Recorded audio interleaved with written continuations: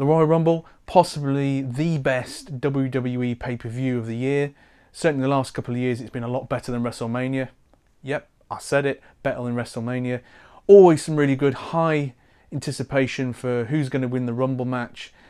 This year, that bar is set even higher because you've got a women's Royal Rumble match as well as a men's. So it's going to be really, really exciting on January 28th.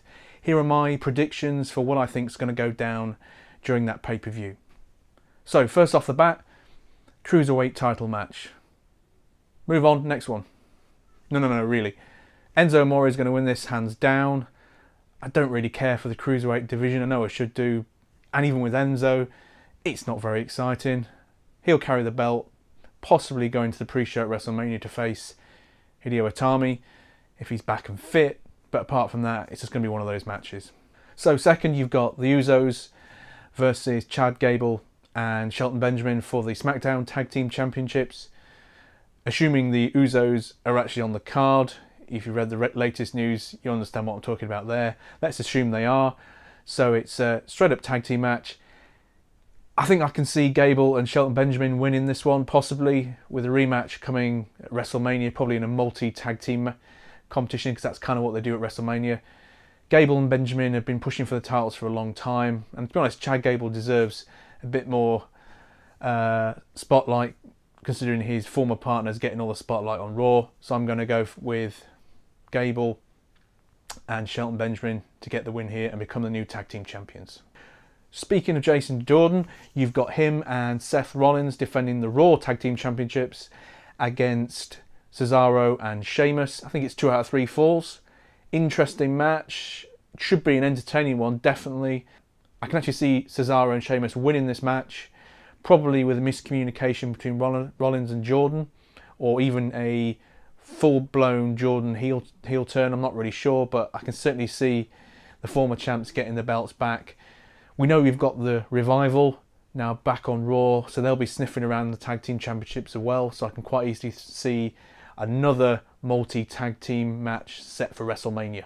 The SmackDown WWE Championship, AJ Styles versus Kevin Owens and Sami Zayn.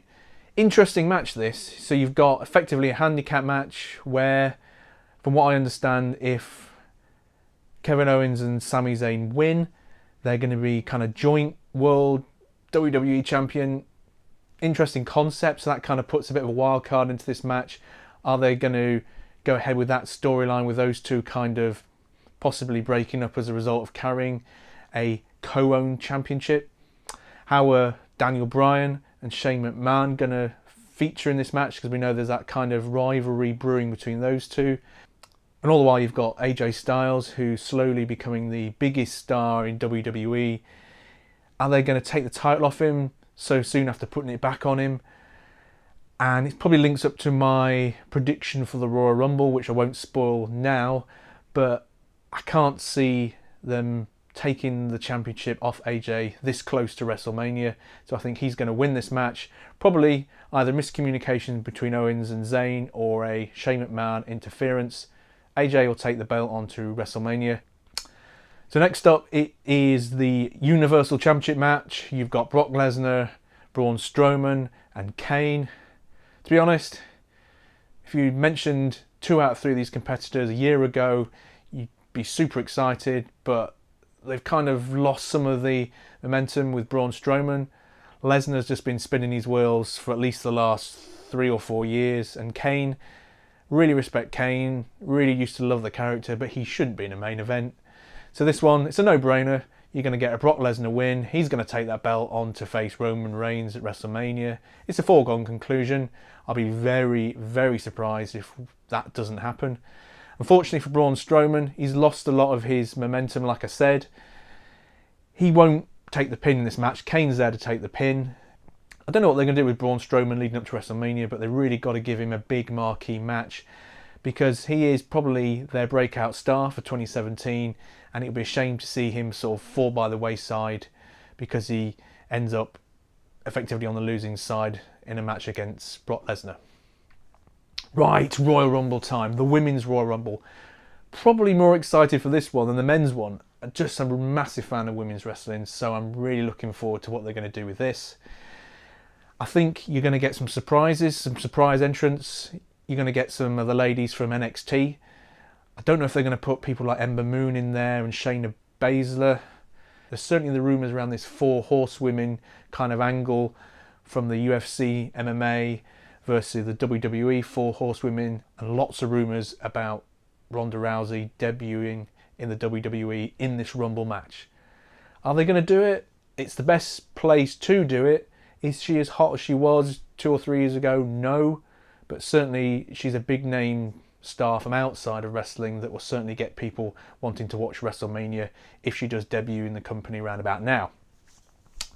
So I think, like I say, you're going to get the NXT ladies. You're going to get some of the ladies from the Mae Young Classic. I won't be surprised to see all of the participants from that tournament involved in the Royal Rumble in some stage. You may get some surprises from Trish Stratus, Kelly, any number of the ladies that are going to appear on the Raw 25th anniversary show. You may even get Lita, I'm not quite sure, but certainly I think there'll be a few big names from the past involved in this match. I think from what I understand, Alexa Bliss and Charlotte will be at ringside, so my prediction is Ronda Rousey, yes, she will debut in this match, and Charlotte will cost her the win in that match, or she'll get eliminated via some kind of WWE 4 horsewomen kind of team up. Winner wise, it's got to either be Asuka or Nia Jax for me. I don't know. Asuka, they've been doing this really big kind of unbeaten streak with her. I think I'm going to go with her winning the Rumble, but I'm going to be controversial and say she'll actually lose to Alexa Bliss in the title match. Right, the final one, obviously the big one, it's the Men's Royal Rumble. I don't actually know who's going to win this, which is great. I think last year we didn't know who was going to win it, ended up being Randy Orton, which was a bit bizarre. This year, equally, there's no real big names that have been earmarked for this kind of victory. I think it'll be interesting to see with any of the members of the sort of co-main event from the undercard, whether they'll show up in the match. So potentially you've got Braun Strowman, Kane, Kevin Owens, Sami Zayn, and, although I don't think they're going to lose, Lesnar and Stlyes. Now, traditionally, if you're involved in the main event for a title on the Royal Rumble card, you don't participate in the actual Rumble match. But you've got a lot of names there who are going to be missing from that match. Not only would it be a shame for the likes of Strowman and Owens not to be in that match, but it kind of cuts the numbers down a little bit. So you've got the potential for those guys to do double duty and be in the match. Debuts wise, you might get a few guys coming through from NXT. Top of my head, you could see people like Cassius Ohno. He's been kind of spinning his wheels in NXT for a while. He could move across. It's a bit weird because NXT is kind of going through a transition period of its own, and there's a lot of people kind of coming through the ranks in NXT, so it's unusual not to see someone from that roster move across. We had Ty Dillinger last year, but I can't think of anyone off the top of my head who would be a dead cert to debut in the Rumble. Likewise, I can't think of any external guys who might be coming in. The usual rumours about Kenny Omega have been completely debunked. Chris Jericho is unlikely to be in the Rumble for obvious reasons. So, indie-wise, or TNA, I know EC3 from TNA has left, but I don't know about his contract status. Maybe unlikely that he's going to immediately jump and immediately debut on major WWE TV without going through the usual NXT route. So that kind of leaves the established roster, and who do I think is going to win? I'm going to go out on a limb and I'm going to say it's Shinsuke Nakamura's time. It's his chance, and I think he's going to win.